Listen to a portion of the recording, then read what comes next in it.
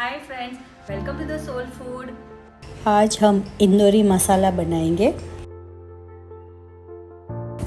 2 tablespoon सौंफ, 1 tablespoon जीरा, 1 tablespoon साबुत धनिया, 1 पीस दालचीनी, 5 पीस लौंग, 1 टीस्पून काला मरी, 1 पीस जावंत्री, 3 पीस तमालपत्र।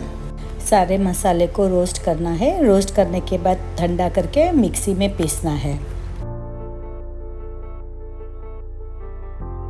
2 टेबलस्पून चिली पाउडर, 1 टेबलस्पून काला नमक, 1/4 टीस्पून हल्दी powder, 1 teaspoon ginger powder, 2 teaspoon आमचूर पाउडर, 1/4 टीस्पून हींग, 1 टीस्पून नमक। अब इसे मिक्सी में ग्राइंड करना है।